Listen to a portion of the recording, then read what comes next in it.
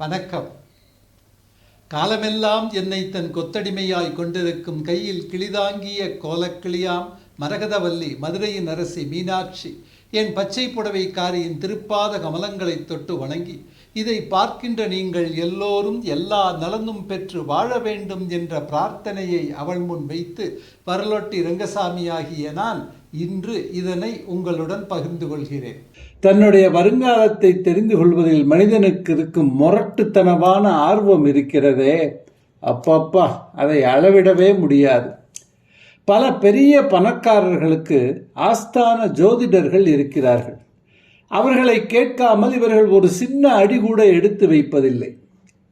அந்த ஜோதிடர்களில் பலர் பக்குவப்பட்ட நல்ல மனிதர்களாக இருக்கிறார்கள். ஜோதிடம் சொல்கிறேன் பேர் வழி என்று அவர்கள் பணக்காரர்களை பல சமயங்களில் திருத்துகிறார்கள். பணக்காரர்கள் தப்பான பாதையில் செல்லும் பொழுது ஜோதிடம் என்ற அஸ்திரத்தை காட்டி அவர்களை தடுத்து நிறுத்துகிறார்கள். ஆனால் சிலர் பணக்காரர்களின் ஆசைகளை தூண்டுகிறார்கள். 60 வயதான ஒரு கோடீஸ்வரரிடம் நீங்கள் உடனே ஒரு 20 வயது பெண்ணை திருமணம் செய்து கொண்டு அவளோடு குடும்பம் நடத்த வேண்டும், இல்லாவிட்டால் உங்கள் உயிருக்கே ஆபத்து என்று கதை அளக்கிறார்கள். கோடீஸ்வரருக்கு இளம்பெண்ணை திருமணம் செய்து கொள்ள ஆசைதான். ஆனால் அப்படி செய்தால் உலகம் தூற்றுமே, மனதில் ஒரு குற்ற உணர்வு தோன்றுமே. இப்பொழுது அதுதான் ஜோதிடர் சொல்லிவிட்டாரே, அதற்காகத்தான் நான் வேண்டா வெறுப்பாக அந்த 20 வயது பொண்ணை திருமணம் செய்து கொண்டேன் என்று பகுமானமாக சொல்லிவிடலாமே. நான் பச்சை புடவைக்காரி தொடர் எழுதத் தொடங்கிய பின் எனக்கு வரும் மின்னஞ்சல்களும் தொலைபேசி அழைப்புகளும் ஏறக்குறைய இந்த ரீதியில் தான் இருக்கின்றன. என்னை ஒரு குறி சொல்பவனாக மாற்றுவதில் உலகமே முனைந்திருக்கிறது. என் கடன் எப்பொழுது தீரும் என்று கொஞ்சம் உங்கள் பச்சை புடவைக்காரியை கேட்டு சொல்லுங்கள் என்று சிலர் கேட்கிறார்கள். ஐயா, எங்கள் குடும்ப சொத்தை விற்கணும்னு ஆசைப்பட்றேன். விற்றா கோடிக்கணக்கில் பணம் கிடைக்கும், சந்தோஷமாக வாழலாம். ஆனால் அண்ணனுங்க ஒத்துக்க மாட்டேங்கிறாங்களே, கொஞ்சம் பச்சை புடவைக்காரிட்ட சொல்லி என்னுடைய அண்ணனுங்க மனசை மாற்ற சொல்லுங்களேன் என்று வினோதமாக ஒருவர் கோரிக்கை வைக்கிறார். நான் குறி சொல்லப்படும் என்று போர்டு போட்டு, பச்சை புடவைக்காரியிடம் கேட்டு சொல்லப்படும் என்று போர்டு போட்டு தொழில் தொடங்கினால் தணிக்கையாளனாக அல்லும் பகலும் எண்களோடு போராடி போராடி சம்பாதிப்பதை விட 10 மடங்கு வாய்க்கு வந்ததை சொல்லியே சம்பாதித்து விடலாம். ஆனால் பச்சை புடவைக்காரி என்னை தொலைத்து விடுவாள்.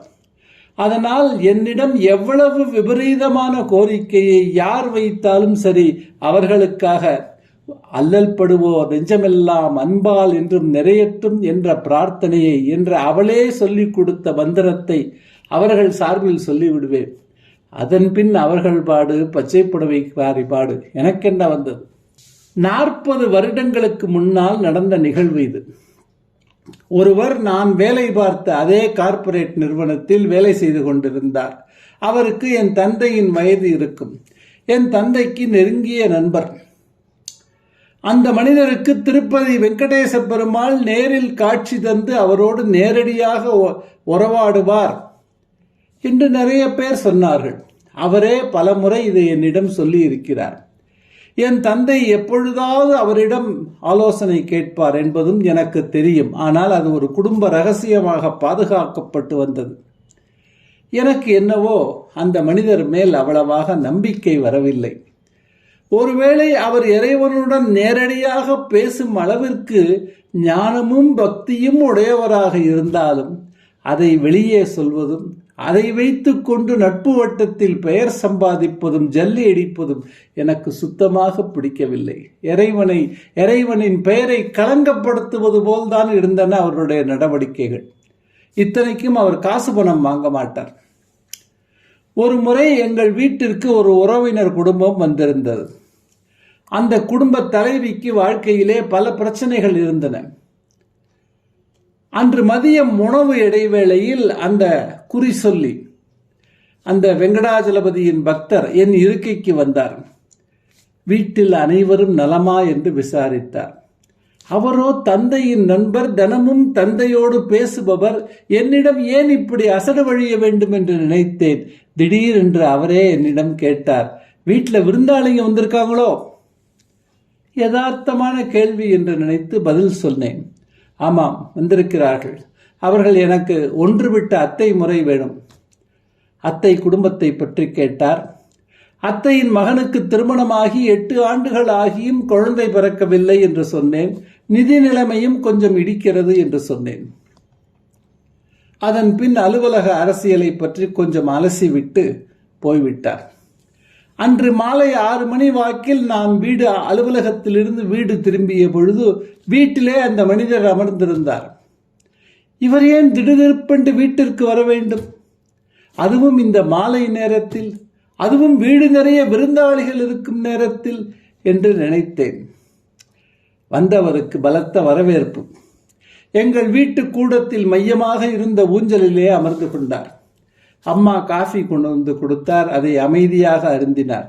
அதன் பின் என் தாய், என் தந்தை, என்னுடைய ஒன்றுவிட்ட அத்தை எல்லோரும் அந்த அறைக்கு வந்து பயபவ்யமாக தரையில் அமர்ந்து கொண்டார்கள். நான் சற்று தள்ளி நின்றபடி நடப்பதை வேடிக்கை பார்த்து கொண்டிருந்தேன். அத்தை தன்னுடைய குறைகளை சொல்ல ஆரம்பித்தார். ஏதோ பேச ஆரம்பித்தார். அவரை கையமர்த்தி அடக்கிவிட்டு கண்களை மூடிக்கொண்டார் அந்த குறி சொல்லி.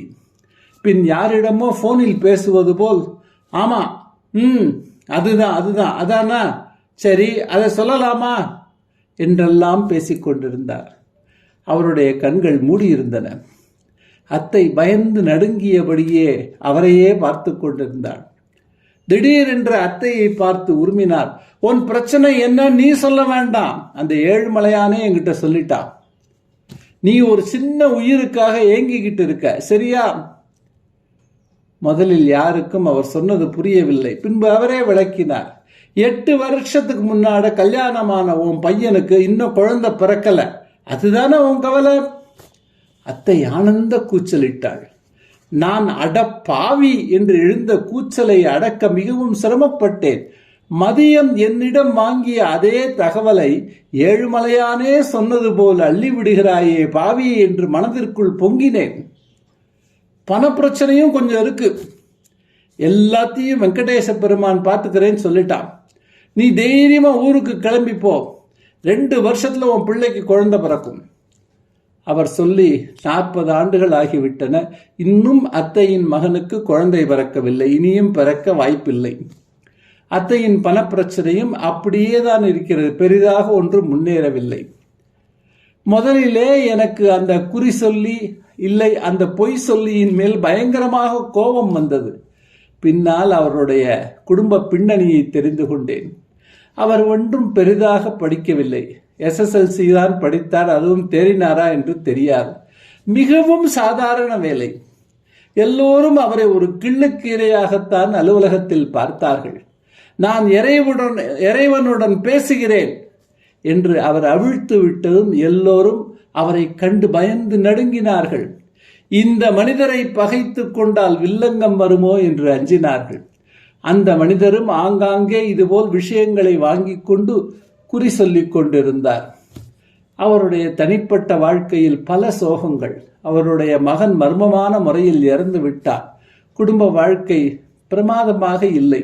அவரை பொறுத்த மட்டில் நிஜத்திற்கும் அவருடைய நினைப்பிற்கும் இடையே ஒரு மிகப்பெரிய இடைவெளி இருந்தது. அந்த இடைவெளியே அவருக்கு நிம்மதியான நிறைவான வாழ்க்கையை கொடுக்கவில்லை. இப்பொழுதும் அவரை நினைத்து பார்த்தால் பரிதாபமாகத்தான் இருக்கிறது. கோபம் எதுவும் வரவில்லை. ஆனால் ஒரே ஒரு விஷயம் தெள்ளத் தெளிவாக தெரிகிறது. ஒரு காலத்தில் நான் பச்சை புடவைக்காரி தொடர் எழுதுவேன் என்று என்னை கொத்தடிமையாக கொண்டவளுக்கு 40 ஆண்டுகளுக்கு முன்பே தெரியும். அப்பொழுது என்னையும் ஒரு குறி சொல்லியாக மாற்ற இந்த உலகமே முயற்சிக்கும் என்பதை அவள் அறிவாள். ஒரு பலவீனமான தருணத்தில் நான் மயங்கிவிடக்கூடாது என்பதற்காக இளம் வயதிலேயே ஒரு போலி குறி சொல்லியை காட்டி எனக்கு ஒரு தடுப்பூசியை போட்டுவிட்டாள் இந்த தரணியை படைத்தவள். இந்த பிரபஞ்சத்திற்கு ஒரு எல்லை உண்டு என்கிறார்கள் விஞ்ஞானிகள். ஆனால் என் அன்னையின் கருணைக்கு எல்லையே இல்லை என்று மிகப்பெரிய ஆன்மீக ஞானத்தை அனுதினமும் கொடுத்து கொண்டிருக்கிறாள் அந்த அகிலாண்டேஸ்வரி. அல்லல் படுவோர் நெஞ்சமெல்லாம் அன்பால் என்றும் நிறையட்டும் என்ற பிரார்த்தனையை பச்சை புடவைக்காரியிடம் வைத்து இதை பார்க்கின்ற நீங்கள் இந்த நாளைப் போல் இனி வருகின்ற நாட்களையும் இனிதே கழிக்க வேண்டும் என்று அவளிடம் வேண்டிக் கொண்டு உங்களுக்கு நன்றி கூறி விடைபெறுகிறேன். நன்றி, வணக்கம்.